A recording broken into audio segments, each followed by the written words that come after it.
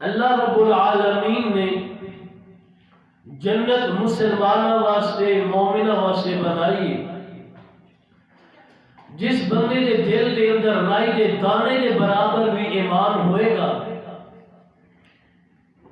اگرچہ وہ گناہگار ہوئے گا، لیکن ایک نہ ایک دن وہ اپنی سزا پا کے جنت کے اندر ضرور جائے گا۔ دعا فرماؤ اللہ سانو اونا خوش نصیبہ اندر شامل فرمائے کہ بغیر حساب کتاب دے جنت کے اندر ٹر جائے۔ جیدہ حساب ہویا شروع سمجھ لو کہ وہ بندہ پھنس گیا۔ اللہ کے پاک پیغمبر نے فرمایا 49 لاکھ لوگ ایسے ہوں گے میری امت کے اندر جڑے بغیر حساب اور کتاب دے جنت کے اندر جان گے۔ دعا فرماؤ اللہ سانو نہ خوش نصیبہ دے شمار۔ اللہ کا قرآن کے اندر فریق فی الجنت و فریق فی السعیر، ایک گروہ جنت دے اندر اور ایک گروہ جہنم دے اندر۔ جنت اللہ رب العالمین نے 8 دروازے بنائے نے، اور بڑے خوش نصیب لوگ ہون گے جنہوں 8 دروازے دے وچوں آواز آئے گی کہ اے دروازہ تواڈے واسطے بہتر ہے، اس دروازے وچوں داخل ہو جاؤ، اس دروازے وچوں داخل ہو جاؤ، اس دروازے دے وچوں داخل ہو جاؤ۔ دعا فرماؤ اللہ رب العالمین کے حکم نال سانو 8 دروازے وچوں آواز آئے کہ بابو صلاۃ وچوں آواز آئے، بابو صدقات دے وچوں آواز آئے، بابو الحج دے وچوں آواز آن کہ اے دروازہ تواڈے واسطے بہتر ہے، اے دروازہ تواڈے واسطے بہتر ہے۔ جنت دے اندر ایک ہاتھ جتنی جگہ دنیا و ما فیہا تو بہتر ہے۔ جڑا سب تو نچلے درجے نہ جنتی آخر دے وچ جنت اندر جائے گا، اللہ نو حکم دین گے جنت کے اندر تر جا۔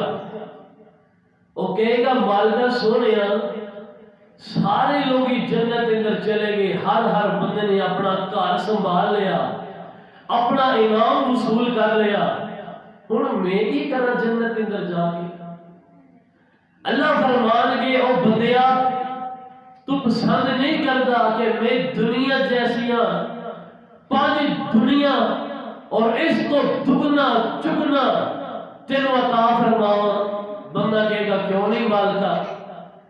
اللہ رب العالمین اس بندے کو کہن گے جنت کے اندر چلا جا، جڑا سب تو نچلے درجے والا گناہگار پاپی جنت کے اندر جائے گا، انہوں اس دنیا جیسی کئی ہزار دنیا اور اے جنیا بادشاہاں نے ساری دنیا دے اندر جناب انڈیا بہت بڑا ہے، چائنا بہت بڑا ہے، پاکستان بہت بڑا ہے۔